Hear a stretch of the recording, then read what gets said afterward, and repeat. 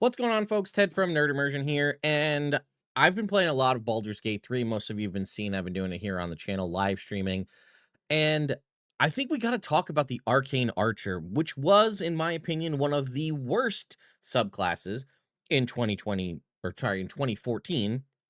Well, it did not receive an update in the 2024 rulebooks. You obviously could do the whole play the 2024 base class with the 2014 subclass. And honestly, for the fighter, it really doesn't change that much in the grand scheme of things. It's not one where subclass levels are shuffled around. It's actually a pretty easy port over, and then all the other stuff kind of just happens in the background. But the fact of the matter is, the 2014 Arcane Archer subclass is pretty trash.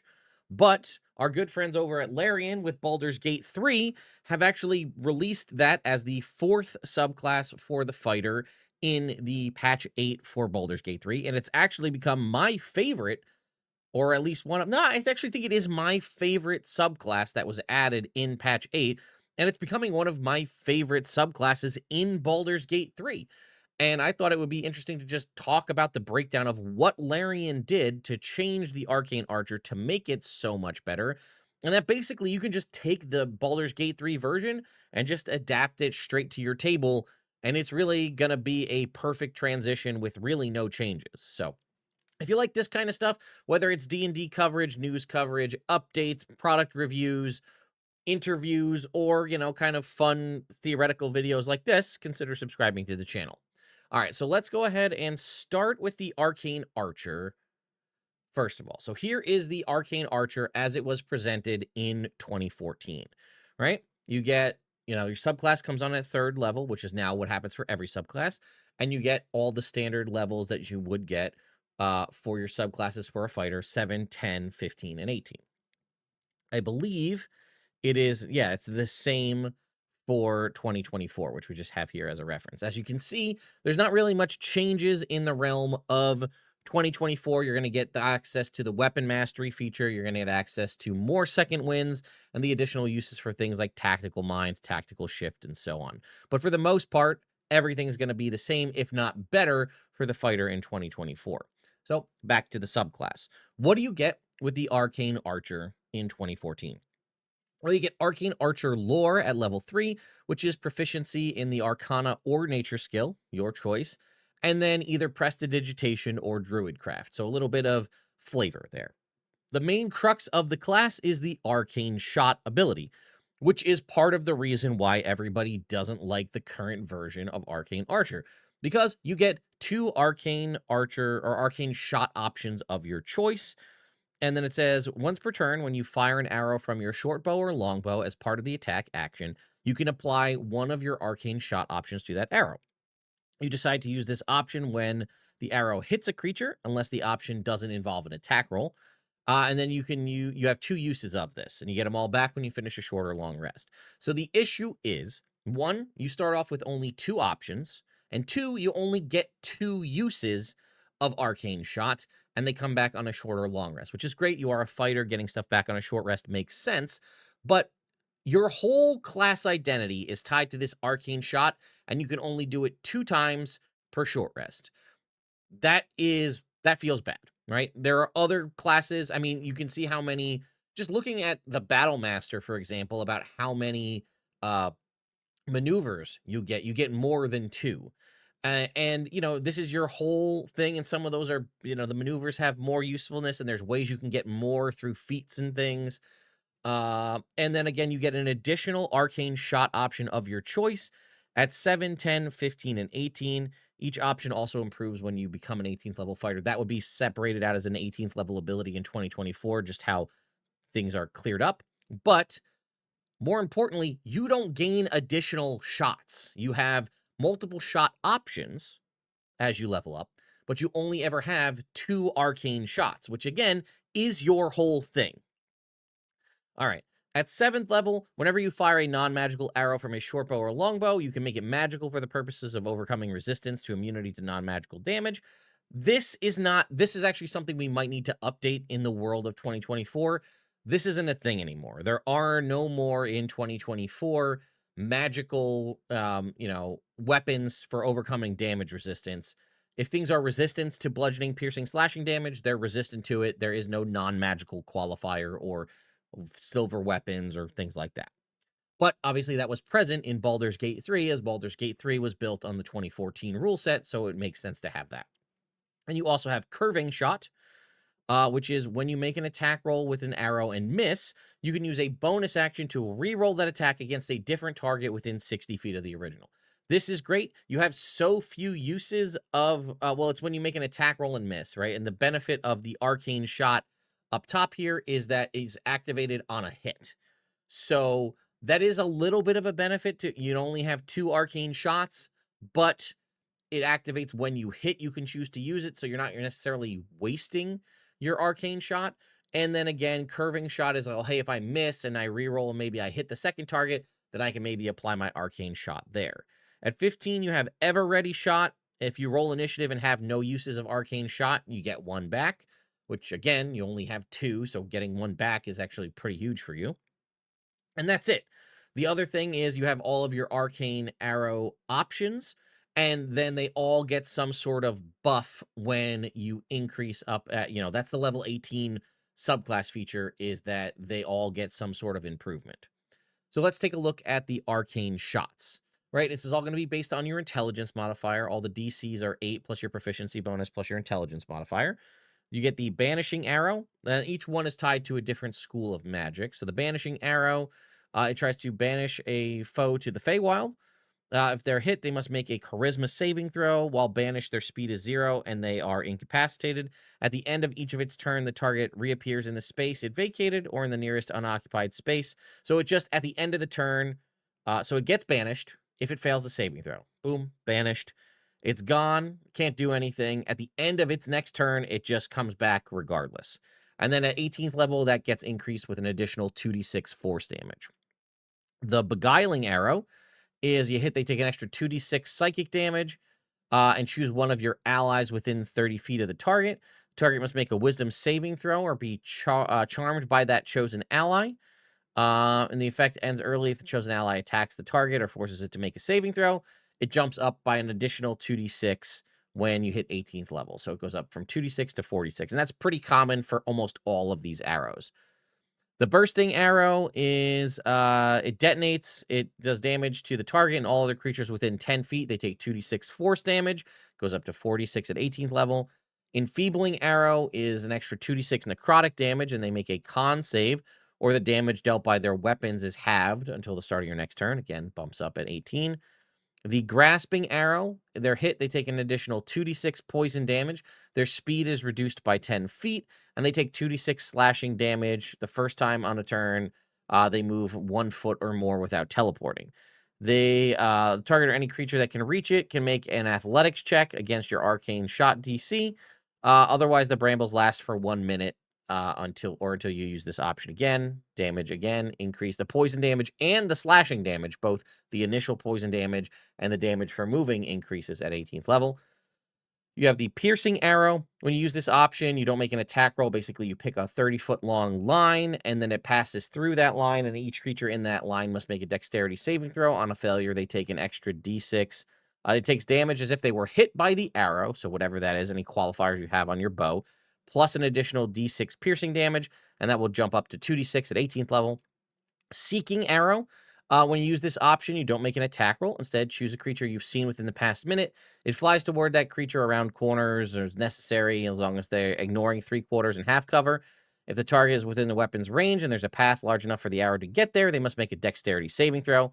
Otherwise, the arrow disappears. On a failed save, the target takes damage as if they were hit by the arrow, plus a d6 force damage, and you know the target's location. On a success, they take half as much damage, and you don't learn their location. And then it increases to 2d6. This is one that's I love the update in Baldur's Gate, because this is basically, you shoot an arrow, the target makes a dex save. If they fail, they're going to take only a d6 force damage, and you know where they are.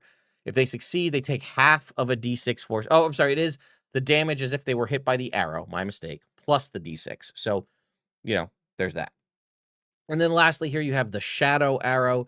The creature is hit for an extra 2d6 psychic damage and must make a wisdom saving throw or be unable to see anything farther than 5 feet away until the start of your next turn. And again, the damage increases. What to note there is that doesn't specifically grant the blinded condition. So if things are immune to blind, that does not preclude them from being immune to the shadow arrow. It actually states that they can't see anything farther than 5 feet away until the start of your next turn, which also kind of means that it like even breaks true sight technically as written, because it does say they're covered their vision with shadows, but the mechanic lists here unable to see anything farther than 5 feet away. Not like they're in shadows that extend out or whatever. It's just shut off. So that might be actually a little bit stronger. All right, so let's take a look at what we get in Baldur's Gate. So first of all, you're going to get Arcana and Nature proficiency. You get both. That's a little thing, but that's useful. They give you Guidance, Light, or True Strike. True Strike, again, being the Baldur's Gate 3 version of True Strike, but you could obviously update this to be the 2024 version of True Strike if you're playing in 2024, so that it will help you out if you get into a melee situation. But more importantly, it gives you access to Guidance, one of the best cantrips, or best spells, honestly, outright in the game. Huge improvements just right there. Then you get to Arcane Arrows. You get 4 shots. We've already doubled the number of shots that we have. We had 2 shots in 2014 that recharge on a short or long rest. We get 4 that recharge on a short or long rest. So already a double improvement there. You also get 3 shot options, which gives you 1 additional shot option than you would have at level 3. The DC remains the same. And let's take a look at the different arrow types. So Banishing Arrow, as we heard, is you potentially banish your target, right? So let's see. The creature makes a Charisma saving throw. Spell save DC, Charisma saving throw. Banish from this plane of existence. Can't be targeted, can't move or take actions, bonus actions, or reactions. Is incapacitated, and the banishment lasts 2 turns. Looks like they don't get to make that save at the end of their turn. They are just banished for 2 turns. So actually pretty similar in a lot of ways to the existing Banishing Arrow. The Beguiling Arrow is, again, a 2d6 psychic damage. They must make a saving throw or become charmed as per the condition in Baldur's Gate. So it's not tied to a specific ally. They are just considered charmed, which, again, can't attack the spellcaster. Spellcaster has advantage on charisma checks in dialogue. I don't think there's too much else here. And then I believe, I don't think it says here, yeah, I don't know if it actually ends when you attack or not. But we've got that. We've got the Bursting Arrow, which again it says 17 feet, right? So it was 10 foot. It's basically 5 meters. But when you hit, it does, on impact, it does an explosion that does 2d6 force damage, which is pretty much the same. Enfeebling Arrow, again, 2d6 necrotic damage, or they become feebled, which is dealing only half damage with weapon attacks that use strength. Again, that's basically exactly the same. Grasping Arrow, also very similar, 2d6 poison damage, and then their movement speed is reduced by 10 feet. They'll take 2d6 damage every time it moves. Piercing Arrow, again, similar, right? Fire it off in a line. Must succeed on a saving throw or be dealt an additional d6 piercing damage. So let's take a look at this one and see if there's anything else. Make an attack. Use Transmutation Master to attack all those within a line. Each target must succeed on a saving throw or be dealt an additional d6 piercing damage. It is going to do, as you can see here, normal weapon damage plus a d6 weapon damage have on a save. And it is a 30-foot line, which is exactly the same as we have for our Piercing Arrow here. Again, each creature must make that dex save. So that is also something brought over pretty consistently from what we saw. Now, this is where things get really interesting here, is the Seeking Arrow, which, as we saw previously, was you basically pick a target, you fire off an arrow. If you can hit them, it hits them, or they have to make a saving throw. And then on a failed save, they'll take damage equal to the arrow plus a d6. Here, it basically is Magic Missile. They're not making a saving throw. The arrow's going to deal an additional d6 force damage and possibly apply Fairy Fire, which is pretty wild. So the Seeking Arrow here, if we were to open it up and take a look, right? It is a special arcane arrow. It's going to do the normal weapon damage plus a d6 force damage. It's going to automatically hit basically like an improved Magic Missile. So anything you can have to stack up your normal weapon damage on your bow ahead of time, A great example would be, again, in Baldur's Gate, would be like having a high strength and a high dexterity and using the Titan string bow. But obviously, anything you could do to boost your weapon damage initially in D&D would be then dealing a D6 damage and then possibly applying Fairy Fire, which is what the spell save DC is. So it's going to hit him.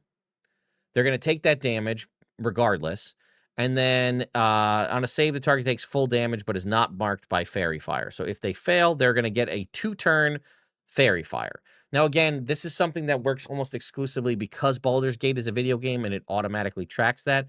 You being able to, at the table, track that they have Fairy Fire applied to them for only 2 turns may prove to be a little bit difficult. Obviously, that depends on the table and who's there, because people may be able to track that no issue. But that may prove difficult at the table, whereas the video game just tracks it for you automatically. And then again, the Shadow Arrow here does the 2d6 damage, and they are considered blinded, whereas the other one just kind of limited the sight. This one kind of makes it just an initial flat-out blind. So here at level 3, we can see that the Baldur's Gate 3 version does succeed in a lot of different areas, granting you double proficiency, different cantrips, and again, give guidance being one of them, double the number of shots, and an additional option to choose from.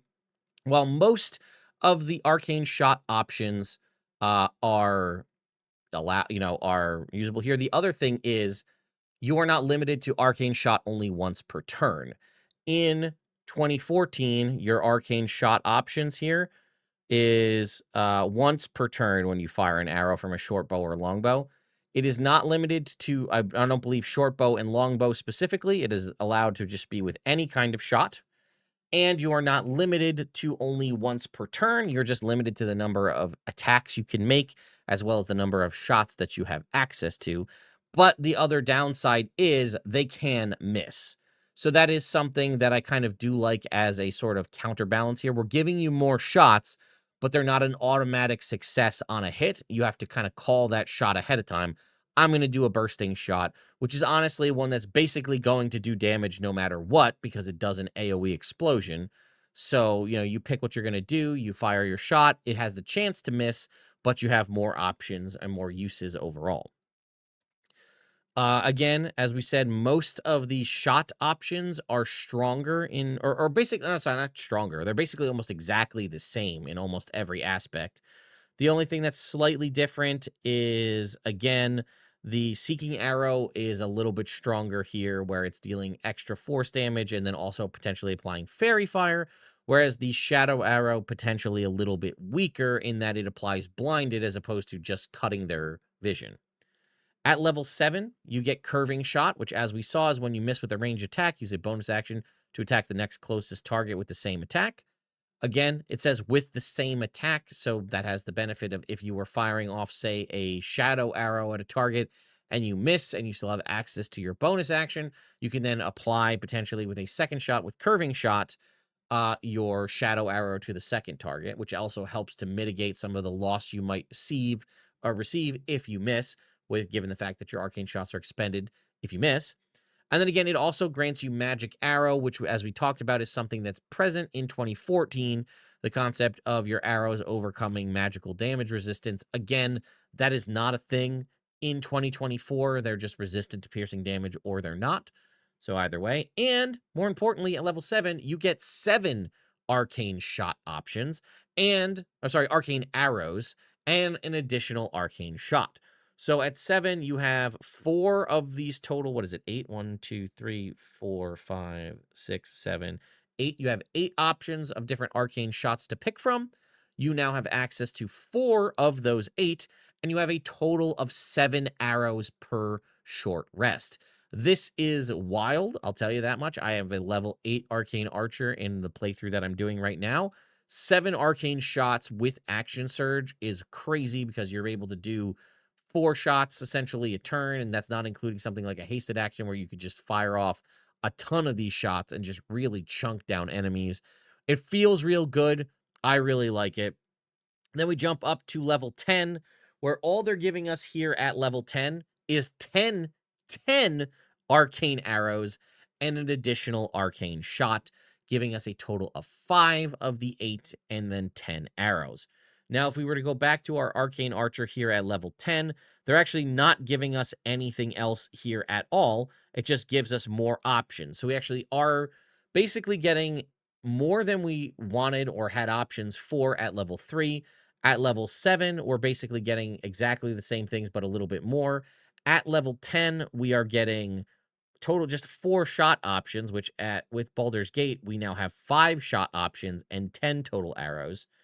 At 15, we would get Ever Ready shot here and a total of 5 options. So I would increase this to 6 total arcane shot options, which means we'll be able to, at the end, have 7 of the 8 total arcane shot options. I don't know if you want to increase the number of arcane arrows to 15 at level 15. That's kind of nuts. I mean, maybe you do if you follow what they've been doing here. At 7, you had 7. At 10, you had 10. If you follow that same thing, then that would mean at level 15, you'd have 15 arrows. But again, remember, traditional Baldur's Gate 3 ends at level 12, so you would never technically get to the point where you'd have to worry about level 15, although there are mods that take you beyond level 12 to possibly all the way up to 20, and some people have built their subclass mods and stuff to continue on past level 12.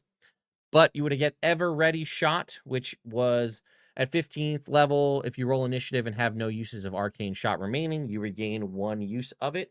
That is a lot more beneficial when you only have 2 uses. I'm not saying that it's not useful now, but at this point, it's not as useful because we'd have at least 10 Arcane Shots, if not potentially 15, depending on how you want to go.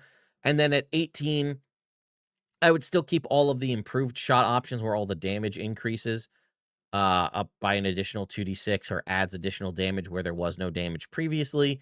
And then again, puts you at 7 shot options there. So you pick basically, you're going to have 7 out of the 8. You're going to have some improved damage on those. I mean, you're already level 18. You're almost at the end of your campaigns at this point because you're almost level 20. And then again, we'd be at a point where you could have potentially, if you really want to go the continued route here, 18 shots. I might stop it at 10. You have 10 shots that you get back on a short rest. Ever Ready Shot gives you, that. It gives you the additional options for shots, 18.